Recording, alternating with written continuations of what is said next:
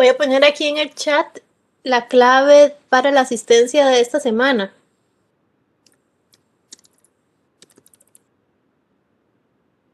Antes de que se me olvide, porque si no después se me olvida. Buenos días, chicos. Entonces, vamos a comenzar. Creo que todavía hace falta mucha gente, me parece. Pero bueno, ahí se irán conectando. Entonces, nosotros vamos a comenzar hoy con metabolismo de colesterol. Mañana vemos lipoproteínas, dislipidemias y después empezaríamos ya con metabolismo de lípidos, que son una serie como de 5 clases. Sí, posiblemente sea para toda la semana, pero vamos a ver cómo nos va con esa clave y si no, yo la cambio y les aviso una semana. ¿Ok? Entonces, bueno, para comenzar, vamos a ver que el colesterol puede ser obtenido de la dieta, aproximadamente 300 miligramos, van a ser ingresados por día al intestino, al lumen intestinal, y puede ese colesterol utilizarse para diferentes procesos celulares. Pero además de ser obtenido de la dieta, también hay una gran cantidad, aproximadamente 1000 miligramos por día, que son sintetizados en el hígado. Cuando nosotros tenemos una baja en la ingesta de colesterol, pues el hígado entonces compensa y sintetiza más, y cuando más bien tenemos una deficiencia en la síntesis endógena, entonces también se puede, digamos, consumir más, o cuando consumimos más de la cuenta, el hígado también, digamos, regula de forma tal que el colesterol que se sintetiza de forma endógena cuando hemos consumido en exceso, entonces se ve reducido. ¿Ok? Ese colesterol va a ingresar al lumen intestinal por difusión y usualmente cuando hay demasiado en los enterocitos, cuando hay demasiada concentración de colesterol o algún otro tipo de esterol, porque acuérdense que también nosotros podemos obtener algún esterol de las plantas, ese colesterol va a ser regresado desde los enterocitos hasta el lumen intestinal para ser descartado por medio de unos transportadores llamados ABC, G5 y G8. Ok, el que está aquí en el dibujo es el ABCA1, que es el que se utiliza para el transporte reverso del colesterol. Pero son colesterol receptores, bombas, que son dependientes de ATP y permiten el movimiento de colesterol en contra del gradiente de concentración. Todos son de la misma familia, por eso todos se llaman ABC. Pero el que me va a permitir esa salida de los enterocitos para eliminar el colesterol en exceso que esté dentro de las células hacia el lumen intestinal va a ser el ABC G5 y el G8. ¿Ok? Entonces, ya dijimos que se va a sintetizar en el lumen intestinal, perdón, se va a movilizar al lumen intestinal por difusión.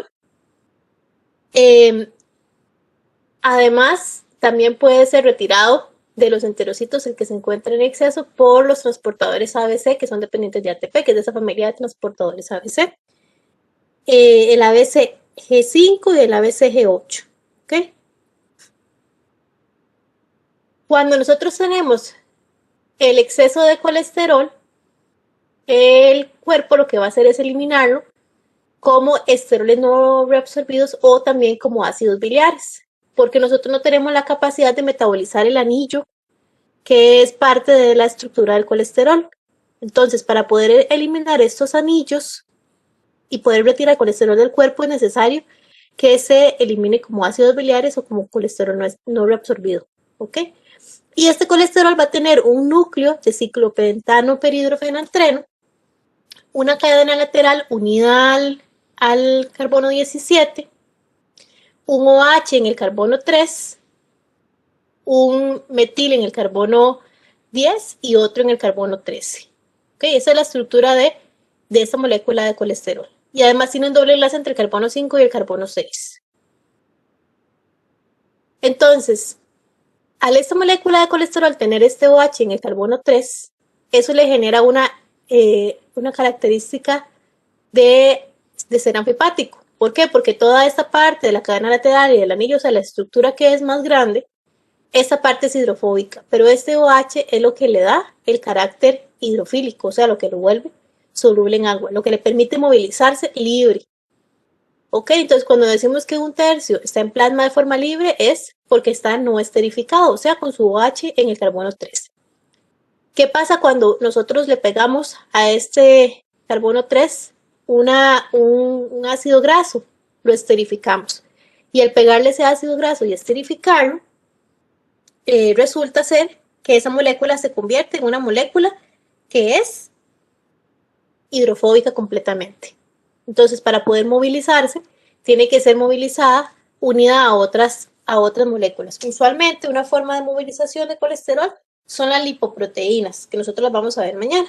Entonces, las lipoproteínas van a tener igual una parte que es hidrofílica, que es la que va a estar en contacto con la fase acuosa, y una parte que es hidrofóbica, que va a estar aislada de la fase acuosa. Entonces, si el colesterol esterificado es hidrofóbico, va a estar en el centro de esas lipoproteínas para evitar el contacto con el agua. ¿Ok? Y aproximadamente 2/3 va a ser transportado de forma esterificada. Igual el colesterol que está libre se puede esterificar, o el colesterol que está esterificado se puede desesterificar. ¿A dónde vamos a sintetizar colesterol? En el citoplasma. ¿Ok? Muy importante, el citoplasma. Y vamos a necesitar de moléculas reductoras como el NADPH, que es donde ustedes obtienen NADPH, muchachos.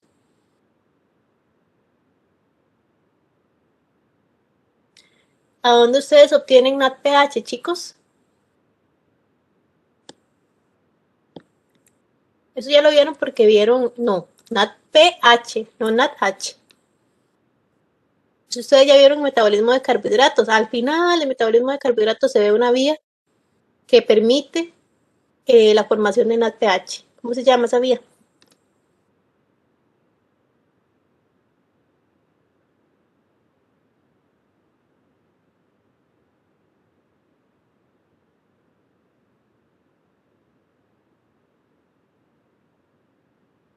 Chicos, ¿cómo se llama la vía?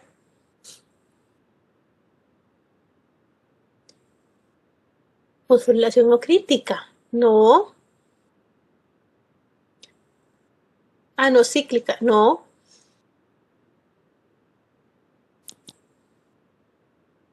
La vía de las pentosas fosfatos, sí, muy bien, exactamente. Es una fuente de NADPH, ¿ok?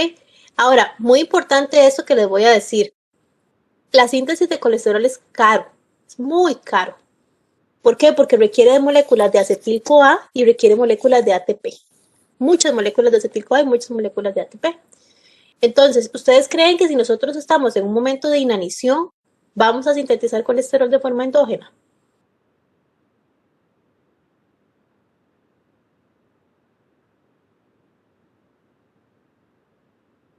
No, ¿verdad? Vamos a guardar esa energía para abastecer las células y que puedan funcionar. Y no, en ese momento no vamos a darnos ese lujo, porque es un lujo, de sintetizar colesterol, sino cuando nosotros tengamos para gastar, o tengamos exceso para gastar, entonces ahí sí sintetizamos colesterol. ¿Ok? Entonces vamos a ver que la síntesis de colesterol se da en 4 pasos.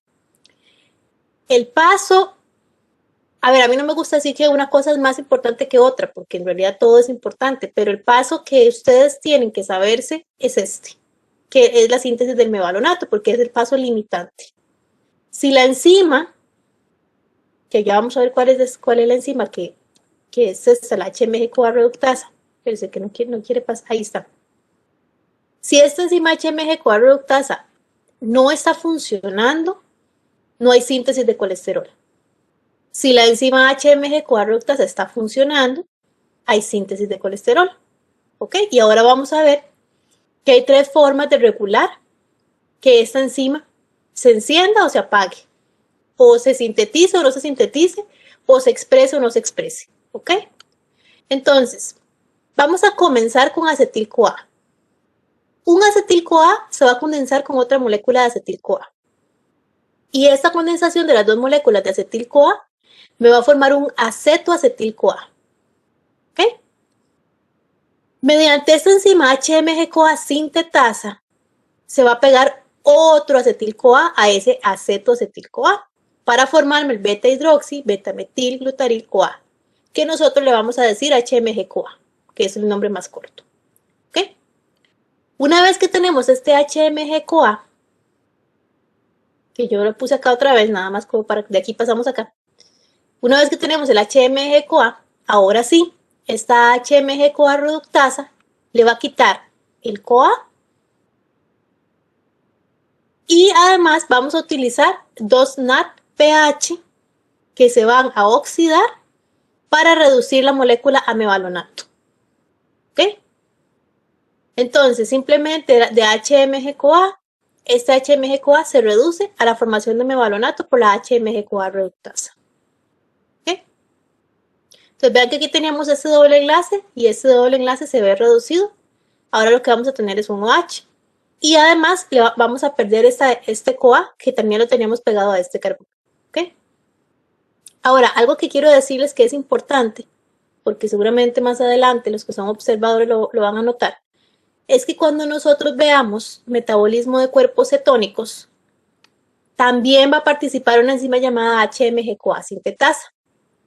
¿Qué pasa? Esa enzima HMG-CoA sintetasa que participa en la síntesis de cuerpos cetónicos es diferente a esta. ¿Por qué? Porque ¿a dónde se da la síntesis de colesterol? ¿A dónde dijimos que se da la síntesis de colesterol? Chicos.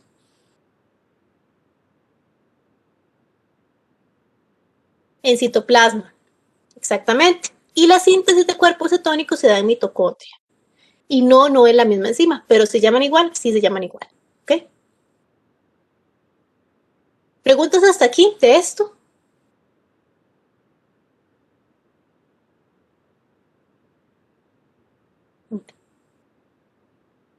Ok. Van a ver que los pasos para la síntesis de colesterol son extensos, son un montón. Y hay muchos pasos que incluso son muy complejos y ni siquiera los vamos a ver en este curso porque no son contenido del curso. Pero es muy importante que a ustedes les quede claro esto, el paso limitante, ¿verdad? Ok. Entonces, una vez que nosotros ya tenemos el mevalonato, se va a dar la activación de dos isoprenos. ¿Y cómo se van a activar? Se les va a pegar una molécula de ATP en el carbono 5 y además también una en el carbono 3. Entonces, ¿qué ocurre? Primero al mevalonato se le pega un fosfato en el carbono 3 con ayuda de la molécula de ATP.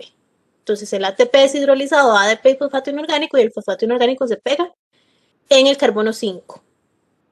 Otra molécula de fosfato se va a pegar también al fosfato que está unido en el carbono 5 con ayuda de ATP. Entonces el ATP es hidrolizado a ADP y fósforo inorgánico y ese fósforo inorgánico se pega al fosfato que ya estaba pegado en el carbono 5.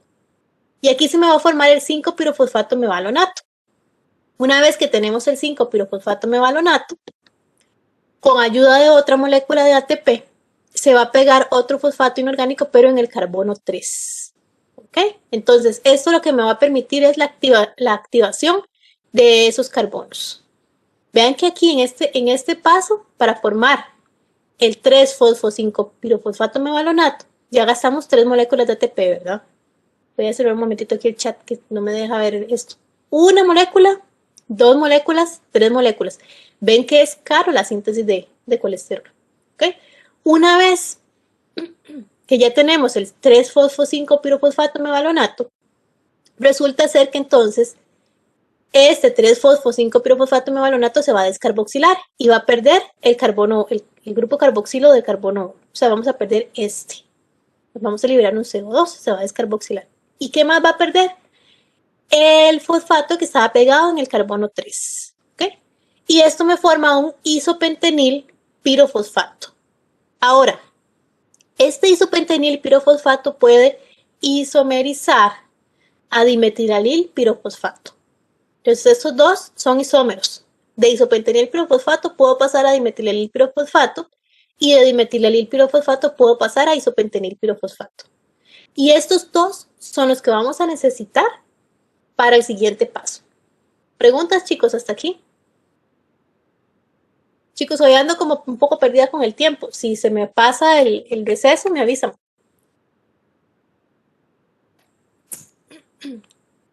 Ok, entonces, una vez que nosotros ya tenemos los isoprenos activados,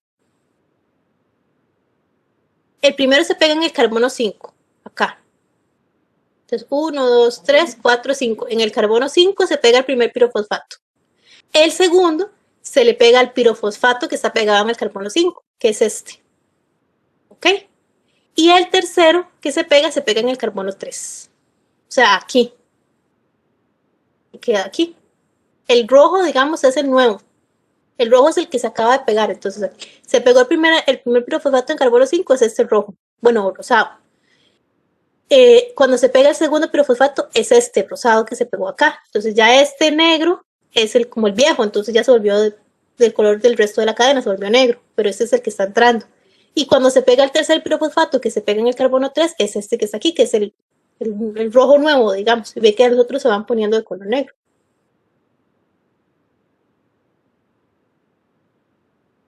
Ok. Entonces, una vez que ya nosotros tenemos los dos isoprenos de 6 carbonos activados, vamos a proceder a la formación del escualeno, que el escualeno va a tener 30 carbonos. Entonces, se va a dar una reacción cabeza-cola. ¿Ok? Una reacción cabeza-cola es lo que se va a dar a continuación. De forma tal que la cabeza es el extremo que tiene el pirofosfato. Entonces, esta es la cabeza. Cabeza, cola. Cabeza, cola. Y vean acá lo que tenemos. Vamos a tener un dimetilalil pirofosfato y un isopentenil pirofosfato. O sea, los dos isómeros que habíamos formado en el paso anterior, ¿verdad? Entonces, ¿qué es lo que va a ocurrir acá? El dimetilalil pirofosfato va a perder su pirofosfato. Y solamente la cadena lineal, la cadena de isoprenos, se va a pegar al isopentenil pirofosfato. ¿Okay? Al pegarse acá se forma el geranil pirofosfato.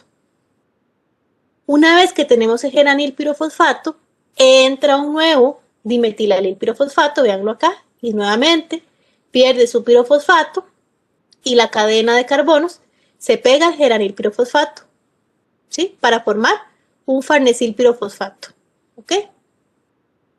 Y un farnesil pirofosfato reacciona con otro farnesil pirofosfato con ayuda acá de el donador de electrones NADPH. Entonces este NADPH se va a oxidar y con ayuda de este NADPH un farnesil pirofosfato se une con otro farnesil pirofosfato, liberamos dos pirofosfatos inorgánicos y se forma el escualeno. ¿Okay? Entonces dos farnesil pirofosfatos estarían reduciendo a un escualeno, que vean que es una molécula bastante, digamos, tiene 30 carbonos, es extensa, digamos, a nivel lineal. ¿Preguntas, chicos, o quieren que lo veamos otra vez? Sí. Ok.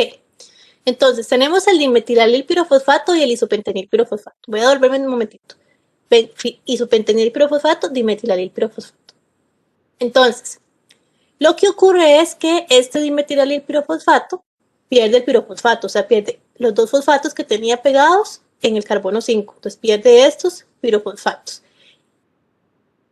Y la cadena de isopreno se une a la cadena de isopentenil pirofosfato. Una vez que ocurre esto, se forma el geranil pirofosfato. Entonces, esto rosado es la parte que viene del dimetilalil pirofosfato. Y esto negro viene del isopentenil pirofosfato. Cuando ya tenemos el geranil pirofosfato, entra un nuevo dimetilalil pirofosfato. Entonces, otro dimetilalil pirofosfato. Y este geranil pirofosfato se le pega a ese dimetilalil pirofosfato. ¿Ok? Y se libera un fosfato, un pirofosfato. ¿Ok? Un pirofosfato. Entonces, simplemente esta molécula se va a pegar a este dimetilalil pirofosfato y se libera el pirofosfato. ¿Ok? ¿Cómo se llama esta que se formó nueva? Esta molécula, farnesil pirofosfato. ¿Ok? Y este farnesil pirofosfato reacciona con otro farnesil pirofosfato. O sea, dos de estas se unen de forma tal que se liberan dos pirofosfatos. O sea, se liberan dos de estos. Uno de un farnesil pirofosfato y el otro del otro farnesil pirofosfato. Y con ayuda de la oxidación de NADPH, se reducen ambos farnesiles pirofosfato para formar el escualeno, que es una molécula de 30 carbonos. La cabeza es el extremo que tiene el pirofosfato. ¿Ok? Entonces esta es la cabeza. Esta es la cabeza, esta es la cabeza, esta es la cabeza y la cabeza. Y la cola es la parte de la cadena de carbonos abierta. ¿Estamos allí? Ok. Y la última parte es ya cuando se da la formación pues del núcleo esteroideo que tiene 4 anillos, o sea, del colesterol. Entonces, una vez que tenemos el escualeno, ¿qué parte, Valeria? Ah, se le fue la luz. Ok, voy otra vez con ese porque a Valeria se le fue la luz. Entonces, del paso 2, nosotros teníamos un isopentenil pirofosfato y un dimetilal pirofosfato. Lo que les decía aquí es que se da una condensación de isoprenos que están activados. Se dice que están activados porque tienen este pirofosfato. Y se va a dar en dirección cabeza-cola. O sea, cabeza, esperen para apuntar aquí, cabeza, es la parte que tiene el pirofosfato. Y la cola es la parte de la cadena lineal. Entonces, un dimetilalil pirofosfato y un isopentenil pirofosfato se van a condensar. Entonces, la parte de la cola del dimetilalil pirofosfato se va a unir al isopentenil pirofosfato, ¿ok? Para formar un geranil pirofosfato. Y con esto se libera este pirofosfato del dimetilalil pirofosfato, véanlo acá. Una vez que tenemos el geranil pirofosfato, ese geranil pirofosfato va a reaccionar o se va a condensar con otro dimetilalil pirofosfato, que es este que está acá. Entonces, este geranil pirofosfato se une al dimetilalil pirofosfato. Entonces pierde su pirofosfato. ¿Ok? Y aquí se pega la cadena lineal. Esa es la parte que venía del geranil pirofosfato y esa es la parte del dimetilalil pirofosfato. ¿Ok? Y esto me forma el farnesil pirofosfato. Luego, un farnesil pirofosfato se une a otro farnesil pirofosfato, o sea, dos de estos, dos iguales, y se liberan dos pirofosfatos, uno del farnesil pirofosfato número 1 y otro del farnesil pirofosfato número 2. Con ayuda de NADPH, que se va a oxidar, ambos farnesiles se condensan y se reducen a la molécula de escualeno, que tiene 30 carbonos. ¿Estamos, Valeria?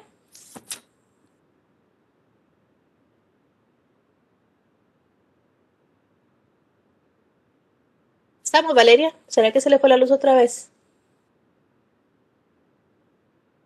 Ok, ahí está. Sí me contestó. Ok, entonces una vez que nosotros ya tenemos el escualeno, vamos a proceder a la formación de los anillos, a la formación de los 4 anillos. Lo primero que va a ocurrir acá es que la enzima escualeno monooxigenasa me va a formar un epóxido en los carbonos 2 y 3. Para la formación del epóxido, acá en carbonos 2 y 3 ocupamos oxígeno. Entonces se oxida el NADPH y el oxígeno se reduce a agua. Ok, entonces ya ahora que tenemos aquí este epóxido, el escualeno pasa a ser escualeno 2,3 epóxido. ¿Ok? El escualeno 2,3 epóxido, por medio de una ciclasa y una serie de pasos, se convierte en lanosterol. Y el lanosterol, bueno, y se cicla, ¿verdad? La ciclasa lo que hace es empezar a formar los ciclos. Y ocurren otras serie de reacciones que no vamos a ver porque son complejas y se forma el colesterol, ¿okay? Que sería la molécula que ya tiene los 4 anillos en su núcleo, el doble enlace en carbono 5,6, el OH en carbono 3, metilo en el carbono 10 y 13 y la cadena lateral de carbonos en el carbono 17. ¿Ok? ¿Preguntas, chicos?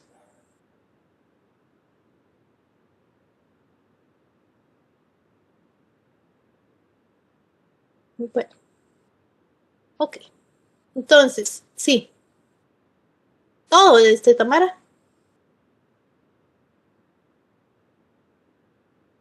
Bueno, entonces tenemos el escualeno. El escualeno venía de la etapa 3, ¿verdad? Ya sabemos cómo formar el escualeno. De la etapa 3 viene el escualeno. Hay una enzima llamada escualeno monooxigenasa que lo que hace es formar un epóxido. Entonces lo que hace es, lo que hace es oxidar al NADPH y reducir el oxígeno para trasladar una molécula de oxígeno y colocarla o enlazarla en el carbono 2,3 y formar el epóxido. Por eso se llama escualeno 2,3 epóxido, porque el epóxido, que es este enlace con oxígeno como tipo cíclico que tenemos ahí, está en el carbono 2 y 3, está enlazado al carbono 2 y 3. Una vez que tenemos el escualeno 2,3 epóxido, una enzima llamada ciclasa, que lo que hace es ciclar, por medio de 2 pasos, forma el núcleo esteroideo, que son estos 4 anillos. ¿Okay? Esta molécula se va a llamar lanosterol, y el lanosterol, por una serie de reacciones complejas, llega a convertirse al colesterol. Entonces, ya finalmente el colesterol, la molécula que nosotros conocemos, que es un núcleo de 4 anillos de ciclopentadietilfenantreno, que va a tener un OH enlazado en el carbono 3, un metilo enlazado en el carbono 10 y otro enlazado en el carbono 13, y la cadena lateral abierta en el carbono 17. Bueno, y el doble enlace entre el carbono 5 y 6. ¿Ok? ¿Listos? Ahora sí. Tamara, ¿estamos? Bueno. Entonces, esto que nosotros estamos formando acá es el colesterol, que sería colesterol que se puede transportar de forma libre porque es anfipático. Su parte hidrofóbica y su parte hidrofílica, ¿verdad? Que es ese OH que le da el carácter hidrofílico. Pero resulta que no todo el colesterol está de forma anfipática. Mucho de ese colesterol va a estar de forma hidrofóbica, mayormente hidrofóbico, o sea, más hidrofóbico. ¿Ok? Entonces, ¿qué es lo que va a ocurrir? Resulta ser que este colesterol, bueno, el colesterol primero se puede sintetizar en diferentes tejidos, por ejemplo, hígado, intestino, corteza suprarrenal, que es donde se forman las hormonas suprarrenales, y gónadas, que sería donde se forman las hormonas sexuales, ¿ok? Pero es mayormente producido y sintetizado en el hígado, ¿ok? Mayormente sintetizado en el hígado. Y usualmente se secreta y se produce mayormente en forma de colesterol esterificado o como ácidos biliares, ¿sí? Entonces, por eso es que siempre, usualmente él se esterifica. Bueno, por eso y por otros procesos también que después vamos a ver, porque es importante que se esterifique. ¿Okay? Entonces hay una enzima llamada acil-CoA colesterol aciltransferasa, o sea, acil-CoA colesterol aciltransferasa, ¿ok? ACAT. Esta enzima lo que hace es transferir de un ácido graso activo, todavía no hemos visto esto, pero les voy a decir por qué está activo de una vez, porque tiene este CoA, si no tiene este CoA no está activo. Entonces de un ácido graso activo, lo que hace es transferir la cadena de ácido graso al OH del carbono 3 del colesterol. Entonces le pega aquí el ácido graso, donde teníamos el OH o el grupo hidroxilo en el carbono 3. Cuando se le pega este ácido graso, que usualmente es de cadena larga, esa molécula de colesterol pierde su carácter hidrofílico y se hace una molécula más hidrofóbica. ¿Okay? Entonces se hace menos soluble y por eso es que yo les decía que para poder transportarla en plasma es necesario que viaje unido a lipoproteínas, que son moléculas que son anfipáticas porque van a tener una parte hidrofílica y una parte y un núcleo hidrofóbico, y para que pueda ser movilizado a los diferentes tejidos. ¿Por qué es que el colesterol tiene que ser movilizado a los diferentes tejidos? Bueno, por muchas cosas. Uno, a partir del colesterol se sintetiza vitamina D. A partir del colesterol se forman hormonas esteroideas y hormonas sexuales. El colesterol también es un componente de las membranas. Eso ya nosotros lo habíamos visto, ¿verdad? Entonces, si las células no tienen colesterol, pues van a tener deficiencias de muchas cosas a nivel estructural, por ejemplo, la formación de membranas, y el organismo a nivel funcional, porque no va a tener las hormonas necesarias para llevar a cabo muchos procesos. Más adelante vamos a ver que esas hormonas esteroideas pueden funcionar también como reguladores de la transcripción en núcleo igual que la vitamina D. La vitamina D tiene muchas funciones, entre ellas es ser un regulador de la transcripción.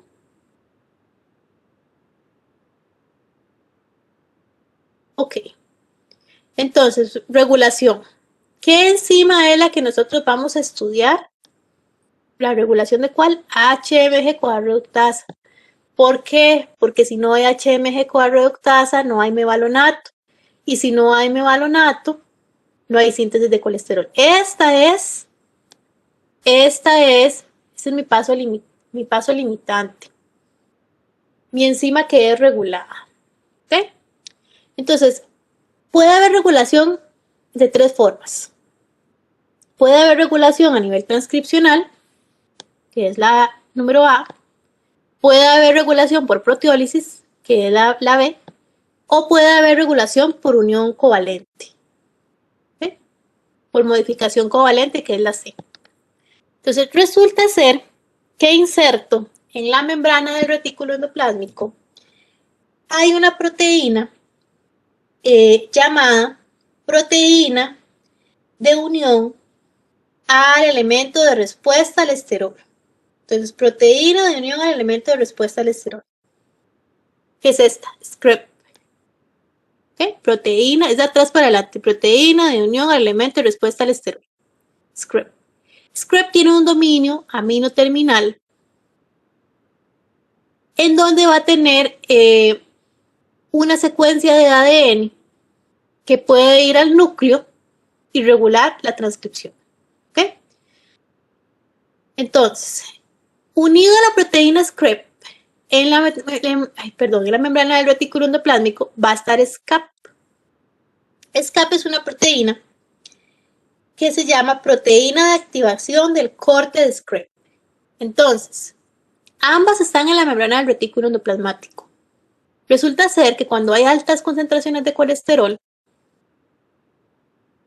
SCAP tiene sitio de unión para el colesterol, entonces el colesterol se pega a SCAP y cambia su configuración y eso no permite que ellas se movilicen, ellas se van a quedar aquí insertas en la membrana del retículo endoplásmico. Ahora, cuando las concentraciones de colesterol caen, o sea, se reducen, por eso vean que el colesterol aquí se fue, resulta que ambos, SCAP y SCREP, son movilizados a la membrana del aparato de Golgi. Veanlo aquí. Y en Golgi nosotros vamos a tener unas enzimas proteolíticas, que lo que hacen es cortar. Entonces, esas enzimas proteolíticas cortan los sitios de corte SP1 y SP2 de SCREP. Y al cortar sitios SP1 y SP2 de SCREP, se libera el dominio de ADN que tenía SCREP pegado en su amino terminal. Este dominio va al núcleo. Aquí yo siento que hace falta como hacer una bola o algo para que se vea que es otra organela diferente. Entonces va al núcleo. Y pues SCREP, acuérdense que es proteína de unión al elemento de respuesta al esterol. Se pega en el ADN, en el elemento de respuesta al esterol, y me aumenta la transcripción. ¿De cuál ARN? El ARN que corresponde a la HMG-CoA reductasa. ¿Okay? Entonces, esto permite que ya se sintetice ARN mensajero de la HMG-CoA reductasa. El ARN sale del citoplasma, se forma la proteína HMG-CoA reductasa y se inserta en la membrana del retículo endoplásmico, porque es una proteína que así funciona. Ella está localizada en la membrana. ¿Ok? Ya voy a devolver. Nada más es para no perder el hilo. Entonces, ella funciona, ella es una proteína que tiene dominio transmembrana, hidrofóbico, y entonces tiene que estar inserta en la membrana. Pero ahí funciona, digamos. Esa es su localización normal. Sí, son muchas moléculas. Ok. Pero para borrar. Entonces, nosotros en la membrana del retículo endoplásmico vamos a tener SCREP, proteína de unión al elemento de respuesta al esterol. Resulta que SCREP tiene un dominio amino terminal, que es este dominio que está acá, que puede ir al núcleo y regular la transcripción. ¿verdad? Por aquí voy a poner transcripción para que entonces se acuerden que ese dominio puede ir al núcleo y regular la transcripción, pero ellos están aquí pegados, están enlazados porque es parte de la proteína. Hay otra proteína en la membrana del retículo llamado SCAP, proteína de activación de corte de Screp. ¿Ok? Entonces, SCAP tiene un dominio de unión al colesterol. Cuando hay altas concentraciones del colesterol, el colesterol se pega a SCAP. Y lo que hace es, pues la cambia de forma, cambia su configuración y bloquea, digamos, la salida de esas moléculas y ellas se quedan aquí insertas en la membrana del retículo. Cuando la concentración del colesterol cae, vean que aquí se va el colesterol, entonces ya el colesterol no se pega a SCAP, porque ya no hay colesterol para que se pegue a SCAP. Entonces este complejo puede ser movilizado o va a ser movilizado a la membrana del aparato de Golgi. ¿Qué pasa? Que en la membrana del aparato de Golgi vamos a encontrar unas enzimas proteolíticas que se van a encargar de cortar en los sitios de corte SP1 y SP2. SP1 y SP2. Entonces, cuando se corten en estos sitios, se separa el dominio de ADN de Screp y el va-núcleo. ¿Okay? Lo que yo les había dibujado aquí era el núcleo. Entonces, como esta molécula es un regulador de la transcripción y va a núcleo, bueno, se le llama proteína de unión al elemento de respuesta al esterol. Entonces, él se puede pegar en el elemento de respuesta al esterol que está en la secuencia de ADN, ¿verdad? Ese es el ADN. Y me aumenta la transcripción del ARN mensajero que corresponde al HMG-CoA reductasa. El ARN mensajero sale a citoplasma y a partir del ARN mensajero se va a formar la proteína HMG-CoA reductasa. Y entonces, si se forma la proteína y tengo proteína, entonces puedo tener más colesterol. Bueno, aquí les voy a poner así porque no me cuesta mucho escribir aquí, entonces me queda muy feo. ¿Ok? Entonces ya se forma la proteína y entonces ya puedo sintetizar colesterol. Esta proteína es una proteína que por su estructura tiene dominios transmembrana y ella está inserta en la membrana del retículo endoplásmico. ¿Ok? Ya ella funciona así. Ahora, resulta ser que la proteína se inserta en la membrana y lleva a cabo su función, que es la síntesis de colesterol. ¿Ok? Ahora, cuando hay demasiada concentración de esteroles, esta HMG-CoA reductasa tiene sitios de unión para esos esteroles también, igual que como SCAP. Entonces, los esteroles se pegan a esos sitios de unión de la HMG-CoA reductasa y lo que va a ocurrir es que expone, o sea, cambia de configuración y expone sitios de proteólisis. Entonces, pueden venir enzimas proteolíticas y cortar la HMG-CoA reductasa. Entonces, al cortarme la HMG-CoA reductasa, no hay síntesis de colesterol porque no tengo la enzima limitante. ¿Ok? Viene para leer un momento el chat que por aquí me están preguntando cosas. Las enzimas proteolíticas cortan los sitios de corte SP1 y SP2 de Screp. Sí. ¿Cuál era el nombre de esta primera fase? Eso no es que son fases, son regulaciones. Entonces puede ser regulación a nivel de la transcripción, regulación por proteólisis y regulación por unión covalente. Por modificación covalente. Pero no son fases, es regulación por la transcripción, porque aquí lo que estamos regulando es la transcripción de la HMG-CoA reductasa. Regulación por proteólisis, porque si la HMG-CoA reductasa como proteína o como enzima se corta, ya no hay síntesis de colesterol. Y ya ahorita vamos a ver la de unión covalente. Estamos hasta aquí, chicos, para continuar con la última.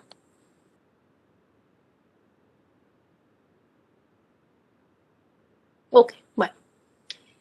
Pero voy a borrar porque ya eso me tiene como un poco dispersa. Entonces, la última opción de regulación es por unión covalente o modificación covalente. Resulta ser que la HMG-CoA reductasa, si está fosforilada, está inactiva. Y si no está fosforilada, está activa. Y esta HMG-CoA reductasa se puede fosforilar y desfosforilar, dependiendo de las concentraciones de glucagón, esteroles y de insulina. ¿Ok? Entonces, resulta ser que hay una enzima llamada enzima dependiente de AMP cíclico o pKa, que cuando está desfosforilada está inactiva. ¿Ok? Cuando tenemos altas concentraciones de glucagón y esterol, se va a activar una quinasa de la proteína quinasa de AMP cíclico, o sea, una quinasa que me va a fosforilar la pKa. ¿Sí? Entonces, se activa esta quinasa que fosforila la pKa y lo que hace es fosforilarme la pKa. La pKa se llama pKa porque es de quinasa también, digamos, que es proteína quinasa dependiente de AMP cíclico. Eso es lo que significa. Entonces, la quinasa de la quinasa de la la quinasa de la quinasa dependiente de AMP cíclico me fosforila la quinasa de la proteína AMP cíclico. La proteína quinasa dependiente de AMP cíclico. ¿Ok? Entonces, cuando me la fosforila, se activa. Si esta quinasa, o sea, esta pKa se activa, entonces, ¿qué va a pasar? Me fosforila a la HMG-CoA reductasa y me la inhibe. ¿Sí? Entonces no hay síntesis de colesterol. ¿Qué más me puede a mí activar esta quinasa? ¿Qué más me puede a mí generar esa activación por medio de fosforilación de la quinasa? Si yo tengo mucho AMP, si yo tengo mucho AMP, como la quinasa se activa a partir del AMP cíclico, entonces los altos niveles de AMP me estimulan que esta quinasa se active. ¿Ok?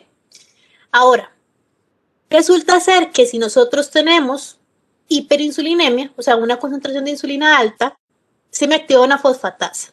Y acuérdense que las quinasas fosforilan y las fosfatasas desfosforilan. Entonces la fosfatasa lo que hace es quitarle el fosfato a la HMG-CoA reductasa y me la activa. ¿Ok? ¿Por qué si yo tengo alto esterol se me fosforila la HMG-CoA reductasa y se inactiva? Porque yo ya tengo suficientes esteroles y no necesito sintetizar más. ¿Por qué si yo tengo alto glucagón se me va a activar se me va a activar la pKa y se me va a inactivar la HMG-CoA reductasa? Porque el glucagón se va a activar se va a secretar en momentos en que la célula esté en ayuno. ¿Ok? Entonces, si nosotros estamos en ayuno, como es tan caro sintetizar colesterol, yo les dije, es caro, acuérdense que son varias moléculas de ATP, un montón de NADPH y acetil-CoA, es caro. La célula no se va a dar el lujo de decir, ay, si sinteticemos colesterol ahorita que no tenemos energía. No, mejor la energía se usa para otros procesos más importantes o digamos, de corto plazo que se necesiten para allá, para darle energía y que la célula siga funcionando. Ahora, si yo tengo insulina, es porque acabo de comer. Si yo tengo hiperinsulinemia, es porque acabo de comer. Y posiblemente también una dieta alta en carbohidratos. Entonces, este aumento de insulina, si yo acabo de comer, tengo para guardar. Me puedo dar el lujo de decir, ok, hagamos colesterol, sinteticemos colesterol. Entonces, esta insulina me activa la fosfatasa para que se active la HMG-CoA reductasa. Voy a leer el chat y ahorita vuelvo a repetirles. Sí, exactamente. La activación de la HMG-CoA reductasa depende de varias cosas, principalmente de los esteroles, ¿verdad? Porque veamos que tanto en el paso A como en el paso B los esteroles son reguladores y en el paso C también. Y también de otras hormonas como por ejemplo glucagón, AMP cíclico, bueno, AMP cíclico no es una hormona, pero glucagón, insulina y segundos mensajeros como el AMP cíclico. ¿Okay? Es que hay muchas, digamos, así funcionan las enzimas, la regulación de las enzimas. Dependen de varios factores porque los eventos no son aislados. En la célula los eventos no son aislados. Digamos, un evento me genera una consecuencia y otro evento diferente también puede llegarme a la misma consecuencia o más bien ser desencadenado consecuencia de la consecuencia. Entonces vamos a tener varias moléculas que me pueden generar diferentes, se van a secretar dependiendo de la condición en la que estemos, y eso me puede generar la activación o inactivación de las enzimas. ¿Okay? Para decir, ok, vamos a sintetizar colesterol, no vamos a sintetizar colesterol. Entonces voy otra vez con esta porque yo sé que eran muchas, o sea, eran muchas cosas. Entonces nosotros vamos a tener la HMG-CoA reductasa, está aquí. Si ella está fosforilada, está inactiva. Si no está fosforilada, está activa. ¿Quién la fosforila? La pKa. ¿Verdad? La pKa es la que la va a fosforilar. Pero para que la pKa esté activa, tiene que fosforilarse. ¿Okay? Voy a poner aquí que está fosforilada. ¿Y quién me fosforila la pKa? Pues la quinasa de la quinasa dependiente de AMP cíclico. O sea, la quinasa de la pKa. ¿Okay? Entonces, cuando esta quinasa me fosforila la pKa, me la activa. Y cuando la pKa está activa, me fosforila la HMG-CoA reductasa y me la inactiva. Para que esta HMG-CoA reductasa se vuelva a activar, hay que desfosforilarla. ¿Y quién la desfosforila? La fosfatasa. Entonces, si ya está desfosforilada, está activa. Y hace colesterol. O me estimula la síntesis de colesterol. ¿Okay? De mevalonate para que pueda entrar a paso 2 y paso 3 y paso 4 y entonces ya se sintetiza el colesterol. ¿Qué me va a estimular a mí que esta pKa se active? Varias cosas. El glucagón, los esteroles y el AMP cíclico. ¿Por qué el AMP cíclico? Porque la quinasa dependiente de AMP, bueno, el AMP, perdón, la quinasa dependiente de AMP cíclico necesita AMP para poder activarse. ¿Sí? Acuérdense que lo que hace es tomar el AMP y lo cicla. Y así es como se activa la pKa. Ahora, si yo estoy en una condición de inanición, o sea, o de ayuno, se va a estar secretando glucagón, la hormona del glucagón.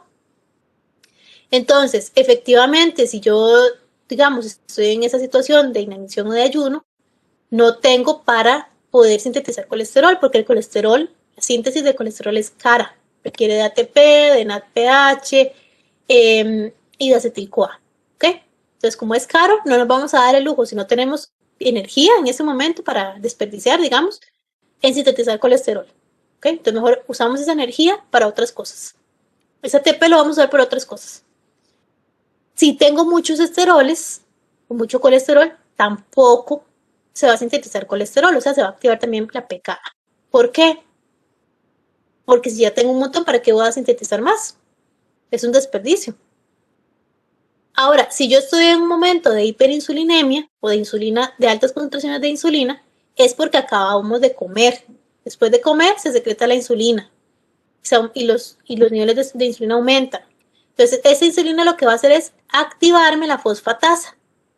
Y la fosfatasa lo que hace es activarme la HMG-CoA reductasa para que pueda sintetizar colesterol. Si ustedes acaban de comer, obviamente van a tener para guardar. Van a tener ATP, se va a estar sintetizando acetil-CoA y bueno, vamos a tener una pH. Entonces vamos a tener suficientes moléculas para darnos el lujo de sintetizar colesterol. ¿Para qué? Para tener para los procesos que la célula necesita y además para tener para después. Justamente para cuando estemos en ayuno. ¿Estamos con esto, chicos?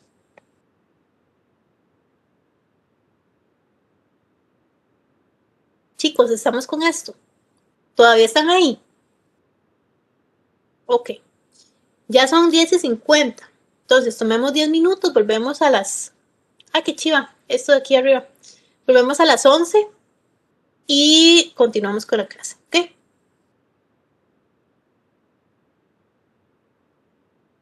Yo creo que eso es de la actualización, ¿verdad? Esto de la manita ahí arriba. Porque antes a mí eso no me salía. O creo que no.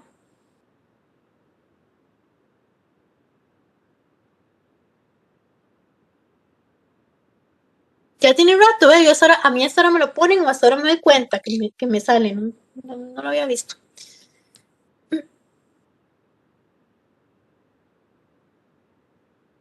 Bueno, chicos, acuérdense de poner la asistencia. Aquí en el chat les puse. Voy a ponerles otra vez la clave.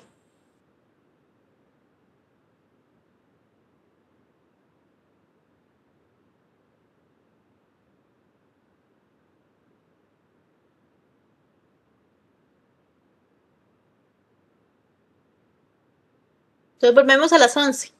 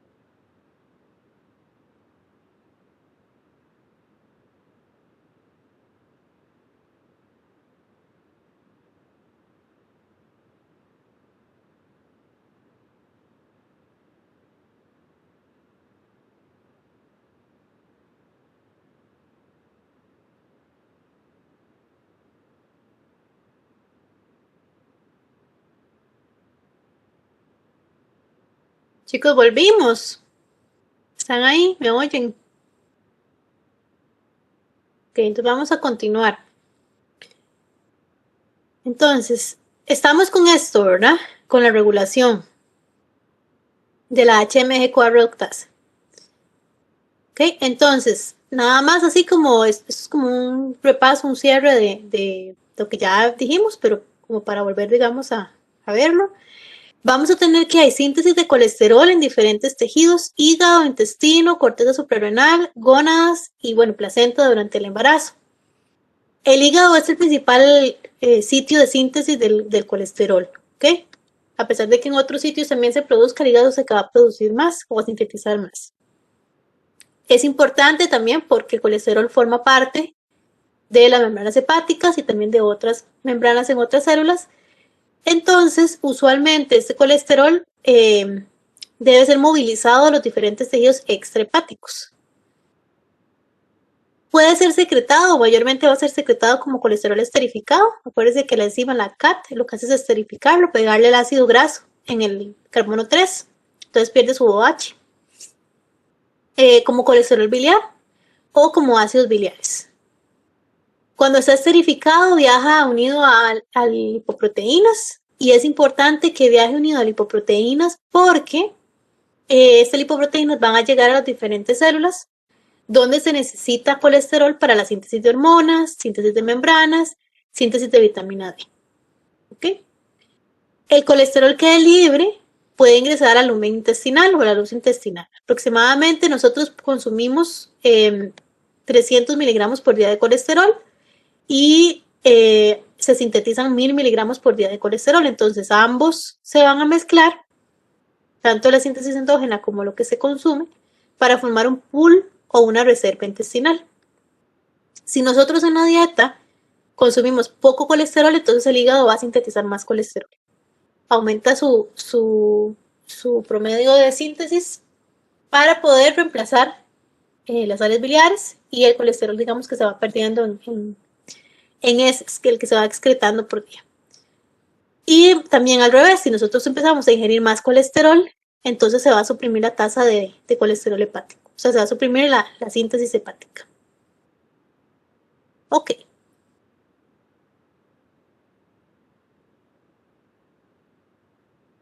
Puede ser que haya cuando tenemos exceso de colesterol, puede ser que haya más bien un daño en la regulación.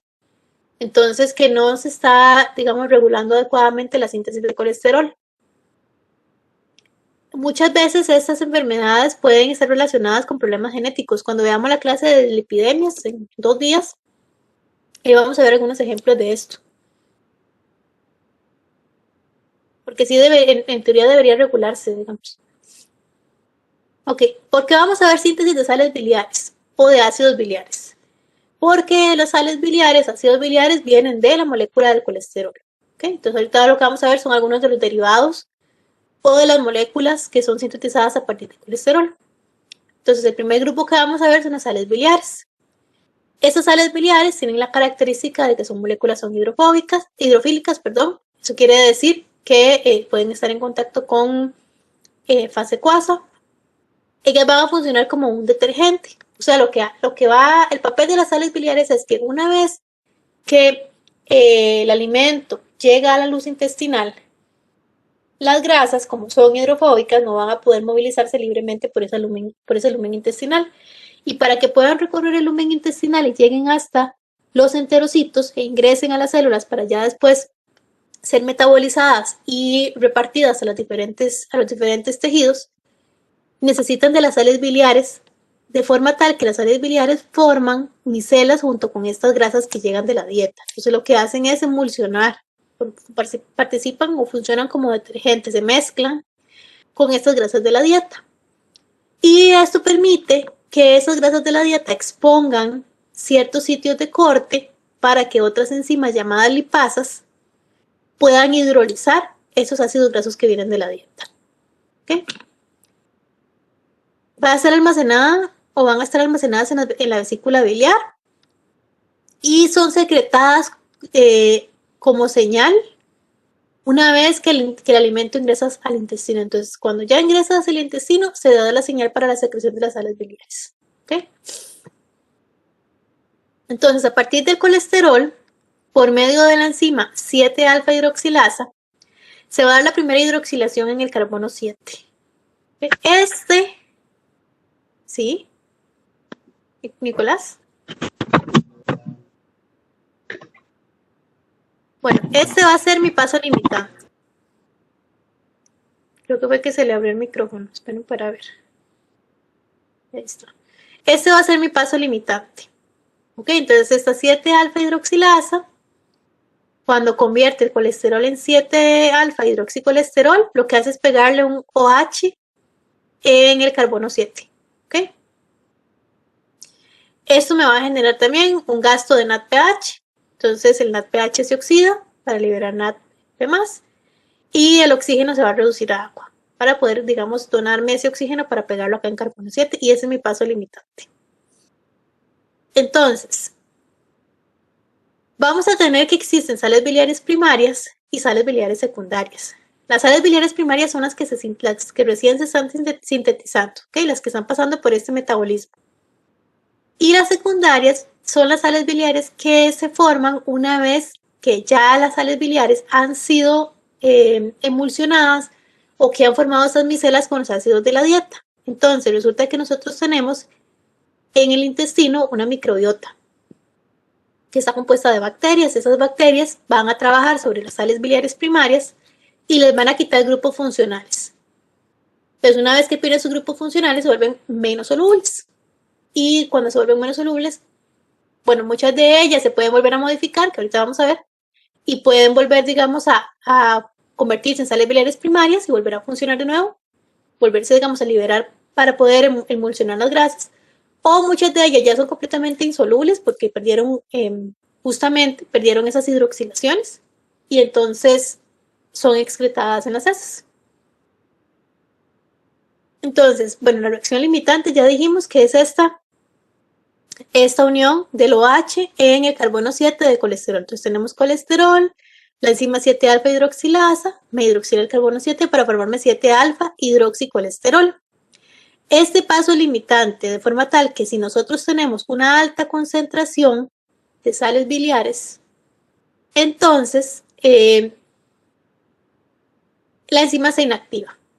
¿Por qué? Porque si yo tengo demasiadas sales biliares o ácidos biliares, no necesito sintetizar más, ¿verdad? Entonces, si hay poca concentración, la enzima se activa y se da la síntesis de las sales biliares primarias. Si no, entonces se inactiva. ¿Okay?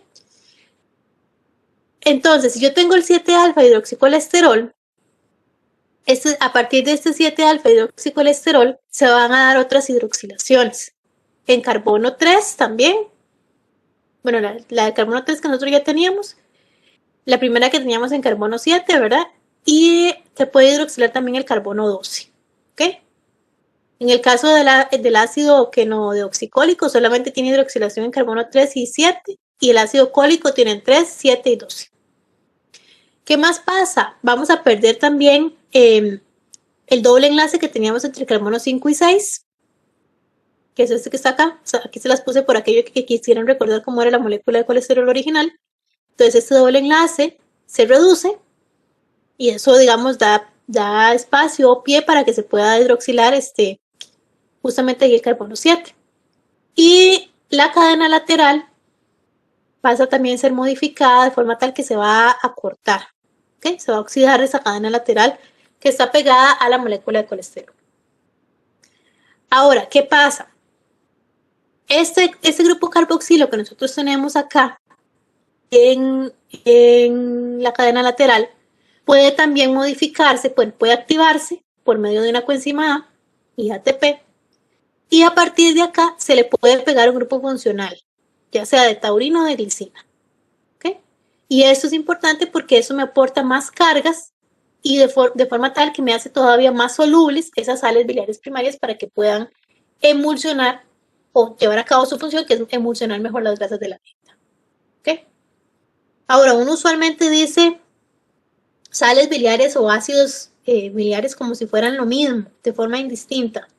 Pero eso depende del pH en el que estén. Usualmente cuando están a pH ácido, pH 2, pH 4, y están protonados, son ácidos biliares, y más bien cuando están de forma ionizada, es que son sales biliares. ¿Okay? Eso depende del pH.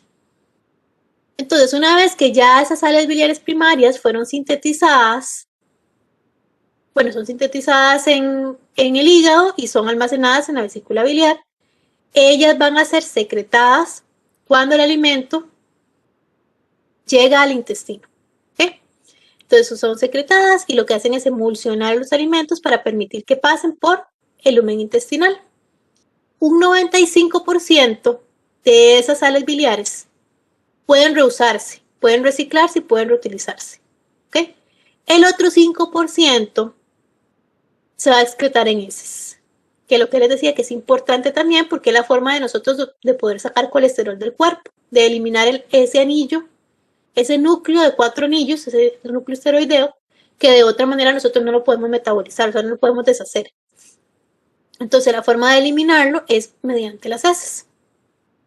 Ahora, ¿qué es lo que pasa? Nosotros tenemos bacterias intestinales que se van a encargar de quitarle los grupos de taurina y de glicina y de deshidroxilar las sales biliares.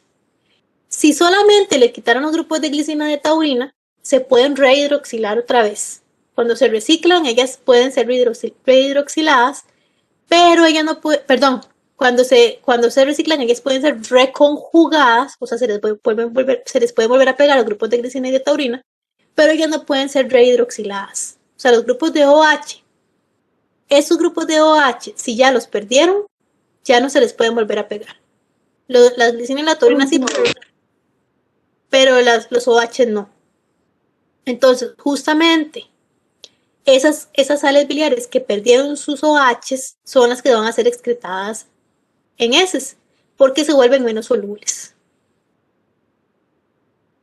¿Okay? Son las que se van a convertir en sales biliares secundarias y se vuelven menos solubles. Usualmente las sales biliares secundarias no tienen el OH en el carbono 7. Esas son las primarias. Esas son las secundarias del ácido cólico.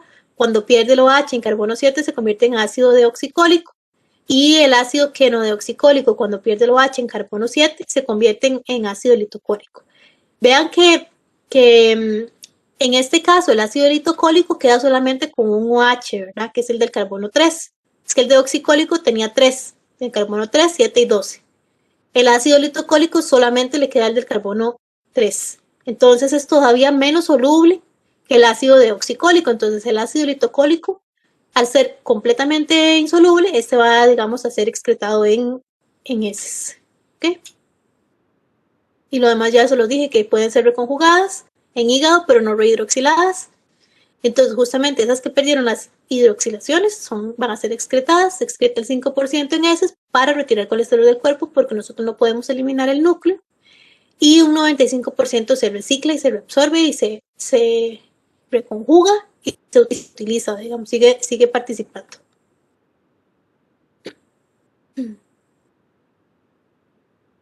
Viene para leer aquí, ¿qué dice? Dice, profe, pero todas son deshidroxiladas. Vean, esas son las primarias, ¿verdad? Nosotros, para formar las sales biliares, lo que hicimos fue hidroxilar carbono 7, en el caso, bueno, carbono 7 y 2 en el caso del ácido cólico, y carbono 7 en el quenodeoxicólico. Si pierden, usualmente la hidroxilación que pierden es la del carbono 7, ¿ok? Pero como el ácido cólico tiene 2, carbono 7 y carbono 12, todavía el ácido deoxicólico le queda ese del carbono 12 y el del 3 no lo van a perder. O sea, podría ser que lo lleguen a perder, pero no es tan común que lo pierdan. Entre menos OHs tengan, más insolubles van a ser, entonces hay que eliminarlas por excreción en heces del cuerpo. ¿Okay? ¿Por qué les decía el ácido litocólico? Porque el ácido litocólico solo tenía 2 hidroxilaciones, en carbono 3 y carbono 7, y ya perdió la del 7 y le quedó solamente esta. Entonces, si usted compara el ácido litocólico con el deoxicólico, ¿cuál va a ser mucho menos soluble por no tener OHs? El ácido litocólico. ¿Okay? Y sí, es un 5% el que va, digamos, a estar completamente pues, deshidroxilado y por eso se va a eliminar. Ok. Bueno, el otro grupo que vamos a ver son las hormonas esteroideas. Las hormonas esteroideas también vienen o son sintetizadas a partir del colesterol. Bueno, en este caso, en este cuadro, perdón, tenemos varios grupos de hormonas esteroideas o que son derivadas de las hormonas esteroideas y se van a sintetizar en diferentes regiones o diferentes células. Por ejemplo, los glucocorticoides, en el ejemplo estrella, digamos, de la familia de los glucocorticoides es el cortisol, el más conocido. En este caso, va a ser sintetizado en la corteza adrenal y la hormona adrenal corticotrófica es la que me va a estimular la síntesis de estos corticosteroides o de este cortisol. Nosotros más adelante en el curso, casi al final, tenemos unas clases que son solo de hormonas y en esas clases que son solo de hormonas vamos a ver glándula o corteza adrenal. Entonces ahí vamos a ver mucho en detalle cómo es que viene la hormona adrenal corticotrófica y se une a la membrana y entonces me estimula la liberación y la síntesis de cortisol, ¿ok? Y bueno, requiere una serie de reacciones de oxidación. Otro grupo son los mineralocorticoides, en este caso el ejemplo más conocido o el ejemplo que uno siempre utiliza es la aldosterona. También se sintetiza en corteza adrenal. Estímulos, angiotensina 1 y 2, aumentos en concentraciones de potasio y bajas en las concentraciones de sodio. Bueno, entonces la angiotensina puede ser liberada en respuesta a una reducción del LEC cuando baja el volumen extracelular. Me genera una señal para que se liberen angiotensinas. Y bueno, la aldosterona también me va a estimular la reabsorción de sodio en los tejidos para aumentar ese líquido extracelular y presión arterial. Bueno, andrógenos, por ejemplo, la testosterona, se sintetiza en los ovarios y en las células de Leydig. ¿Quién me lo estimula? La hormona luteinizante. En hombres se convierte en dihidrotestosterona con una mayor afinidad por la hormona y es específica a los tejidos. En el caso de, bueno, el otro grupo que tenemos es los estrógenos, por ejemplo, el 17 beta estradiol se sintetiza en ovarios, en el folículo ovárico y el cuerpo lúteo y es estimulada por la hormona folículo estimulante. Y este estradiol me va a inhibir la síntesis y la secreción de FSH. O sea, lo que hace es regularme, tiene un retrocontrol sobre la FSH. Del grupo de las progestinas, tenemos la progesterona, que es sintetizada en el cuerpo lúteo. Y ¿quién me estimula su síntesis? La hormona luteinizante, que junto con el estradiol prepara al útero para la implantación cuando se da, digamos, la fertilización del óvulo y ayuda también a que se dé la diferenciación de las glándulas mamarias durante el embarazo. ¿Okay? Entonces, este cuadrito resume así como el sitio de síntesis, algunos de los estímulos de cada uno de los grupos hormonales, pero nosotros más adelante tenemos una clase que es solo de esto. Entonces ya vamos a ver así el lujo de detalles cómo es que se va a ir dando, digamos, esa regulación y esa síntesis. Hoy simplemente vamos a ver la vía a partir del colesterol, la vía que se puede dar para sintetizar cada una de las hormonas. Entonces, resulta ser que hay un citocromo P450 en el cual van a estar las enzimas que participan en estos procesos de síntesis de las diferentes hormonas. Voy un momento, chicos, yo quiero quitar la barra que está aquí arriba porque me estorba. Y a veces... Sí, ya. Okay, entonces vamos a comenzar con el colesterol. El colesterol, lo primero que va a ocurrir con este colesterol es que va a perder la cadena lateral. Entonces esta cadena lateral va a ser cortada por medio de la colesterol desmolasa. Una vez que la colesterol desmolasa quita la cadena lateral, convierte el colesterol en pregnenolona. Y de acá, la pregnenolona puede tomar dos vías. Puede ir a convertir 17-alfa hidroxipregnenolona por medio de una hidrolasa, que lo que hace es hidrolizar en el carbono 17, o puede formar progesterona por medio de una deshidrogenasa. Esta enzima 3-beta hidroxisteroide deshidrogenasa, ella no forma parte del complejo del citocromo P450. ¿Okay? Esta es la única que no forma parte del citocromo. Entonces, vamos a irnos para acá abajo y luego vamos para el otro, en la otra dirección. Entonces, para que estemos todos en la misma línea. Tenemos colesterol, por medio de la colesterol desmolasa, pierde su cadena lateral, se convierte en pregnenolona. Esta 3-beta-hidroxiesteroide deshidrogenasa convierte la pregnenolona en progesterona. ¿Ok? Una vez, vean que aquí lo que hace es que el OH se reduce para formar un doble enlace con oxígeno. ¿Ok? Una vez que nosotros tenemos la progesterona, esta progesterona puede convertirse en 11-deoxicorticosterona y de 11-deoxicorticosterona podemos obtener corticosterona. De esa corticosterona, por medio de la enzima aldosterona sintetasa, se puede obtener aldosterona. ¿Okay? Eso es importante, chicos, porque lo que me va a mí a permitir esa síntesis de aldosterona es simplemente esta enzima. Si nosotros no tuviésemos esta enzima aldosterona sintetasa, no se da la síntesis de aldosterona y ella es específica del sitio donde se produce la aldosterona. ¿Ok? Ahora, de la progesterona nosotros también podemos obtener 17-alfa hidroxiprogesterona y por medio de una hidroxilasa, hidroxilar en el carbono 11 para formar deoxicortisol. Este 11-deoxicortisol se puede volver a hidroxilar en carbono 17 y me forma el cortisol. ¿Okay? Vean que aquí nuestro origen es la progesterona y a partir de aquí la vía que tome me permite sintetizar un mineralocorticoide o un glucocorticoide. ¿Okay? Ahora, vuelvo aquí de nuevo a la progesterona. Si nosotros tenemos progesterona y se forma 17-alfa hidroxiprogesterona, de esa 17-alfa hidroxiprogesterona podemos formar androstenediona. ¿Okay? A partir de la androstenediona, por medio de una deshidrogenasa se puede formar testosterona y a partir de la testosterona podemos formar por medio de una aromatasa estradiol. Pero también de esa androstenediona, por medio de una aromatasa se puede formar estrona. ¿Okay? Ahora voy para acá arriba. Si nosotros partimos de la pregnenolona, por medio de la pregnenolona podemos formar 17-alfa hidroxipregnenolona, ¿verdad? Por medio de esta hidroxilasa.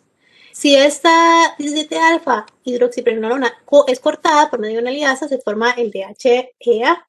Pero también por medio de esta 17-alfa hidroxipregnenolona se puede formar 17-alfa hidroxiprogesterona. Entonces vean acá, aquí simplemente una hidrogenasa es la que me va a permitir esta conversión de 17-alfa hidroxipregnenolona en 17-alfa hidroxiprogesterona. Y ya entraríamos de nuevo a la vía que me permite la síntesis de cortisol. ¿Okay? ¿Estamos, chicos, con esto?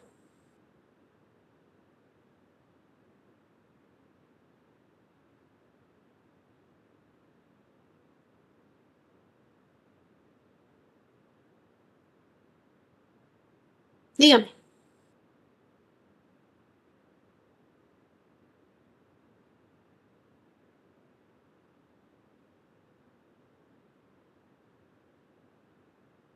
Para leerla aquí es que corrí la barra y ya no puedo leer. Ah, 17. ¿Cuál es la que no pertenece? Ah, sí, al P es 450. Esta, 3-beta hidroxiesteroide deshidrogenasa.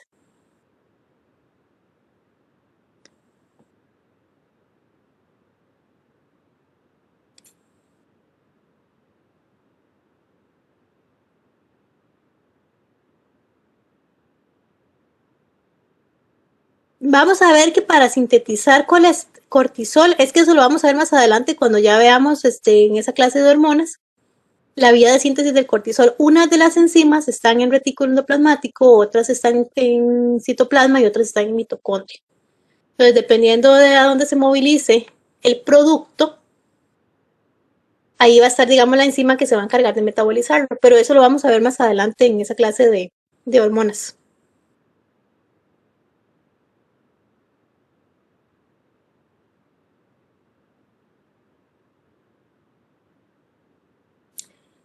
El P4, todos los que dicen aquí P450 es que forman parte del ese citocromo.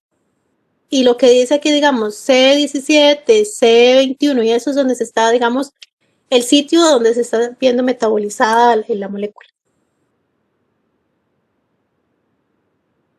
O sea, donde está sufriendo el cambio, digamos, la molécula del colesterol. ¿Estamos, chicos?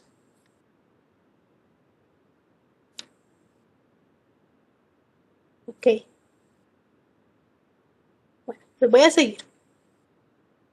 Entonces vamos a pasar a ver la vitamina D, que la vitamina D es otra molécula que se produce a partir del colesterol. ¿Okay? Entonces, resulta ser que nosotros en la piel, a partir de la molécula 7D hidrocolesterol, una vez que en la piel se recibe radiación ultravioleta, esta 7D hidrocolesterol se va a convertir en colecalciferol. ¿Okay? Ahora, este colecalciferol necesita sufrir dos hidroxilaciones, una en riñón y una en hígado, para que se pueda activar, si no, no se va a activar. ¿Okay? Entonces, esa activación por medio de esas hidroxilaciones es lo que va a permitir la activación de esa molécula de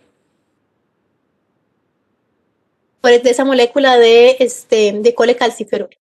Okay, entonces en hígado, primero lo que va a ocurrir es que se va a hidroxilar en el carbono 25 para formar 25 hidroxicolecalciferol y luego el riñón, con ayuda de la PTH1 alfa hidroxilasa, va a ocurrir la siguiente hidroxilación en el carbono 1 para formar la 1,25 dihidroxicolecalciferol, que es la forma activa de la vitamina D.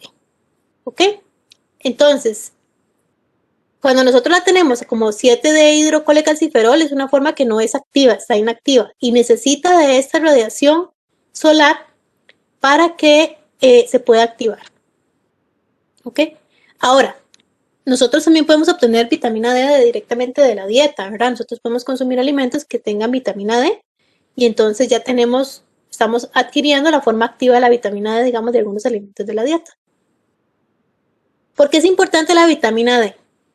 Bueno, la vitamina D me va a regular diferentes procesos, como por ejemplo la absorción de calcio en el intestino, me va a mantener la homeostasis de calcio en riñones y huesos, los niveles de calcio en suero. Y la vitamina D también puede actuar, así como las hormonas esteroideas que actúan como reguladores de la transcripción, ella también puede ser un regulador de la transcripción. ¿Sí? Entonces difunde por la membrana plasmática y luego lo que va a hacer es activarme el elemento de respuesta a la vitamina D en el núcleo y me regula la tasa de transcripción. Entonces, como por ejemplo transcripción de qué? De esta proteína calpindina, que lo que me va a ayudar es al transporte de calcio en el intestino para mejorar su absorción. ¿Ok? Ahora, junto con la hormona paratiroidea, la PTH, también, la PTH ayuda a la activación de la vitamina D, como ya vimos, ¿verdad? Acá, en el riñón. Pero también, me puede inhibir la excreción de calcio por el riñón. O sea, en caso de que tengamos un aumento en la excreción y estamos teniendo pérdida de calcio por riñón, entonces también se va a inhibir esa excreción de calcio por riñón. ¿Por qué también es importante la vitamina D? Porque el mantener los niveles de calcio en hueso me permite que tengan la longitud adecuada que deberían de tener y también la longitud y la composición adecuada que deberían tener. ¿Okay? Los niveles séricos de calcio son importantes, ¿por qué? Porque ayudan a mantener funciones celulares y neurales. Por ejemplo, impulsos nerviosos y contracción muscular dependen de calcio. Entonces, mantener esos niveles de calcio adecuados permiten que estas dos cosas, impulsos nerviosos y contracción muscular, funcionen adecuadamente. Ahora, si el calcio disminuye en plasma, entonces la PTH se activa para poder activar vitamina D en el riñón y se aumenta la 1,25 dihidroxicolecalciferol o dihidroxivitamina D. También es otra forma de llamarla. Si más bien yo tengo demasiado calcio en suero, entonces la PTH no se activa y entonces no se activa la vitamina D. ¿Okay? Entonces es una forma de, los niveles en suero de calcio es una forma de regulación de la vitamina D. Ahora, ¿qué pasa si nosotros más bien tenemos deficiencia de vitamina D? ¿O cómo podríamos llegar a tener una deficiencia de vitamina D? Bueno, una por tener alguna, digamos, patología a nivel intestinal, como alguna enfermedad celíaca o enfermedad de Crohn, que eso no permite que se pueda absorber adecuadamente el calcio. Es una forma de poder tener deficiencia de vitamina D. Falta de exposición a la luz solar, como en los países donde no hay suficiente estación, digamos, de verano. Entonces, en esos casos, a los bebés usualmente les dan un suplemento de vitamina D para que puedan tener sus niveles séricos de vitamina D adecuados y no tengan una deficiencia. Que existe alguna enfermedad renal, entonces se está excretando más calcio de lo que se debería excretar, que haya alguna deficiencia nutricional, porque recuerden que nosotros también podemos obtener vitamina D de los alimentos. Entonces, si no consumimos adecuadamente los alimentos o no consumimos alimentos ricos en vitamina D, podemos tener un déficit o que exista alguna enfermedad congénita o del túbulo renal, entonces no permita tampoco tener adecuados niveles de vitamina D ni de fosfato. Ok, en niños, una deficiencia de vitamina D puede generar huesos blandos y flexibles, o sea, raquitismo. ¿Qué es esto? Digamos que estos huesos realmente no tienen como una mineralización suficiente como para poder tener un soporte. Y en adultos, a esa desmineralización de los huesos se le va a llamar osteomalacia.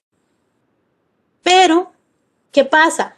Se ha visto que en niños, cuando ellos tienen una deficiencia de vitamina D y presentan raquitismo, al darle la vitamina D, cuando ya los niveles de vitamina D séricos llegan a una concentración adecuada, a un nivel adecuado, ellos pueden, digamos, revertir ese raquitismo y ya tener, digamos, una buena mineralización de los huesos. Miren, voy a leer un momentito el chat que aquí me escribió alguien.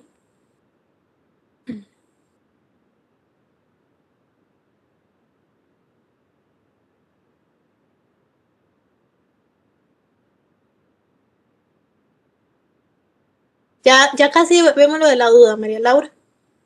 Déjeme terminar esto. Ok, esta vitamina D que nosotros estamos activando, la que yo les venía hablando acá, es la forma de vitamina D3. Existe otra forma de vitamina D2 que se puede obtener de otros productos comerciales y se puede, digamos, obtener como suplemento también. Viene del ergocalciferol. Entonces, usualmente lo que se hace es irradiar el ergocalciferol de la levadura, que se obtiene de la levadura con luz ultravioleta para activarlo. Estructuralmente similar a la D3, nada más tiene una modificación que ahorita vamos a ver. Y a veces se pueden suplementar algunos productos comerciales como leche, mantequilla, hígado, huevos, cereales, con esta vitamina D2, de forma tal que cuando las personas consuman esos alimentos, pues están adquiriendo vitamina D, ¿ok? Bueno, esto sí que ya se los había dicho, la vitamina 1,25 de hidroxicolecalciferol, cualquiera de las dos, va a regularme la expresión de genes en el núcleo, entonces me regula la transcripción. Esta es la cadena lateral que presenta diferencia entre el ergocalciferol y el colecalciferol. Entonces ven que es un doble enlace y este grupo metilo que está ausente en la vitamina D3. Y finalmente, el consumo recomendado es de 5 a 10 microgramos por día, que es más o menos de 200 a 400 unidades internacionales. También es importante que no hay que excederse.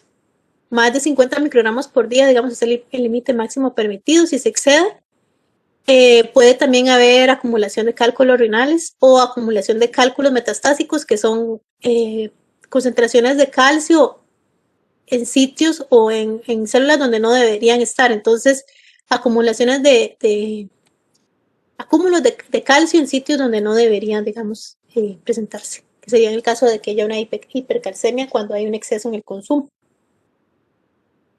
Y eso sería. Me está preguntando María Laura, pero es que no estoy segura si le entendí la pregunta, por eso le dije que lo viéramos después. Me dice, profe, la enfermedad celíaca se da por los poros que se hacen entre los enterocitos y por eso hay mala absorción. Poros que hay en los enterocitos.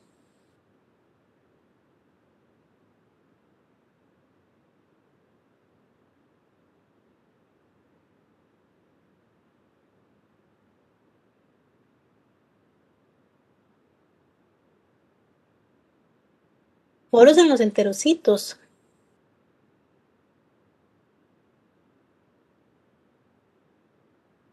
No sé, yo pensé, bueno, yo pensaría que es porque hay, digamos, más bien un aumento de la excreción de los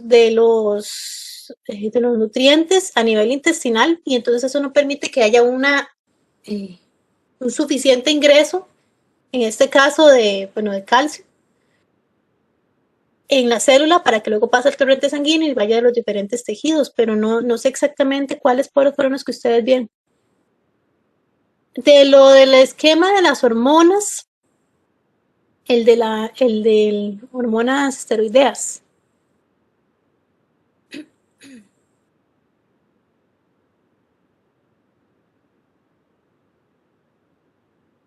Este cuadro es importante que sepan, digamos, a dónde se sintetiza y qué tipo de hormona es la que se sintetiza.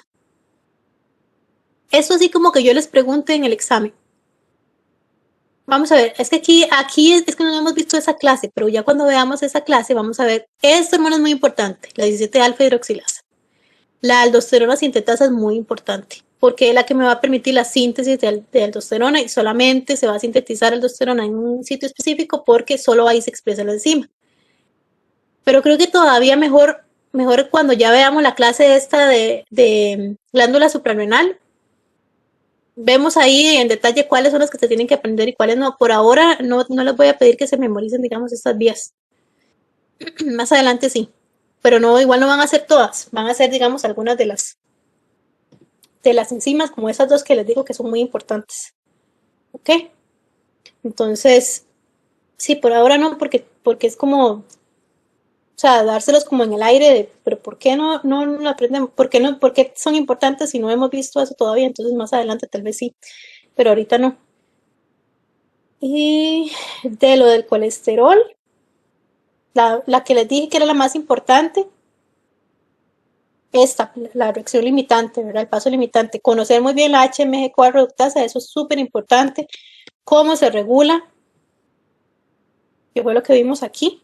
Cómo se regula, qué me estimula que se exprese, qué me inhibe que se exprese, o en qué condición se expresa, en qué condición no se expresa. Lo de las sales biliares también es importante, eso también lo tienen que tener bien claro.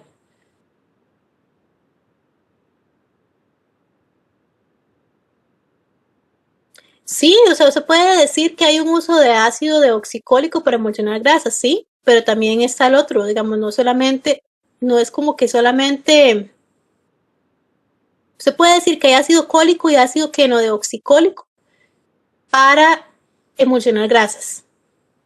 No, lo que no puede decir es, bueno, tendría como que hacer un estudio a ver qué porcentaje de cada uno hay, pero no puede decir que solamente el ácido cólico o solamente el ácido quenodeoxicólico, porque esto está funcionando como un, como un pool, digamos, es una mezcla. Ok, estas secundarias son las que se van a excretar en heces. Ok, como ya fueron deshidroxiladas, ácido deoxicólico y ácido litocólico no tienen OHs. Ellas van a ser excretadas en heces. ¿Por qué? Porque aunque esto recircule, en hígado no se pueden rehidroxilar. No se les puede volver a pegar el OH acá en carbono 7. ¿Ok? Entonces esas van a ser excretadas. Si fuera que solo perdieron aquí la glicina o la taurina, pero tienen aquí el OH en carbono 7, entonces se pueden volver a reconjugar, se les puede volver a pegar aquí la glicina o la taurina, la glicina o la taurina, dependiendo. Pero ya no tienen el OH en carbono 7, no se pueden volver a rehidroxilar. Hay que sintetizarlas de nuevo, ¿ok? Desde cero, desde colesterol.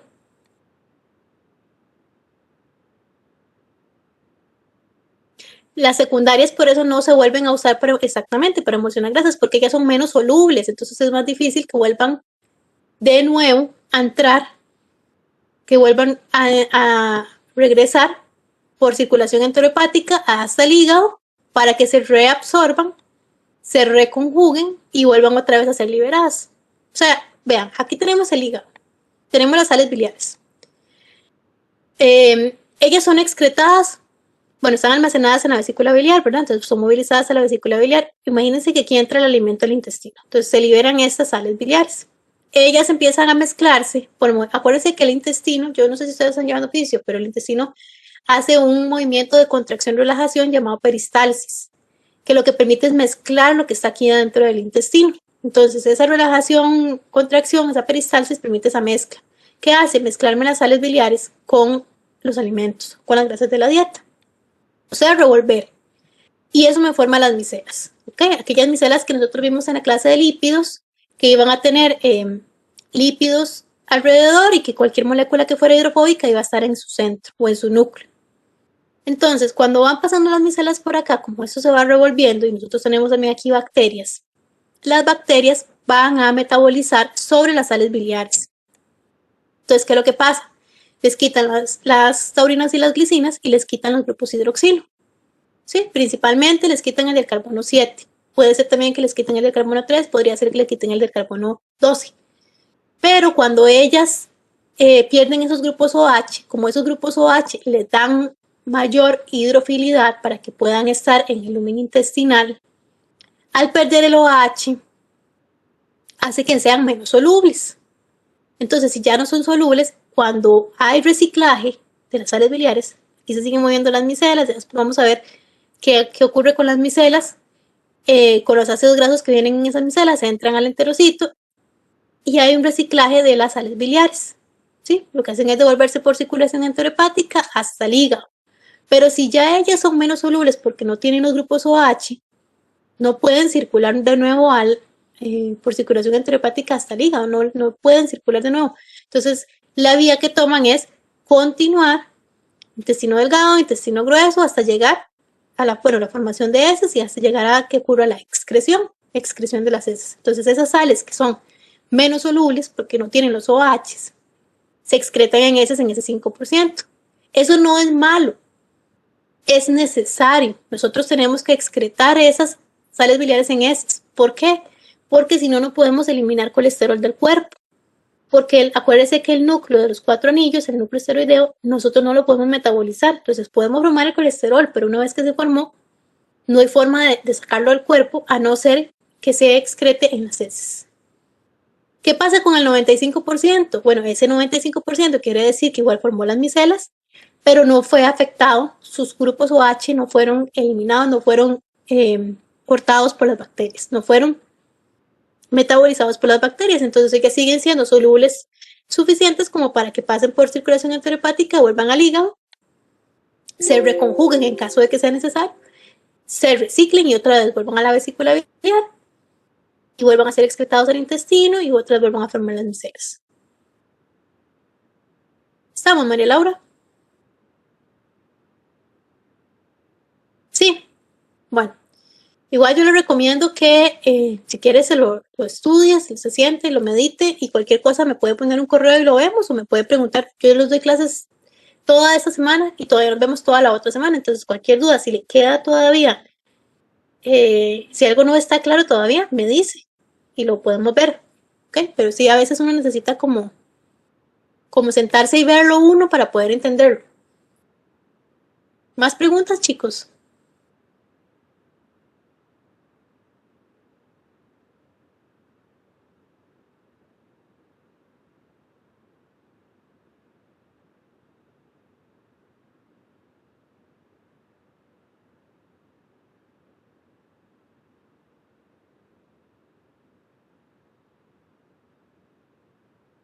¿No hay más dudas? Bueno, acuérdense de pasar lo de la asistencia, ¿verdad? Ahí les pasé el código, se los voy a pasar una vez más.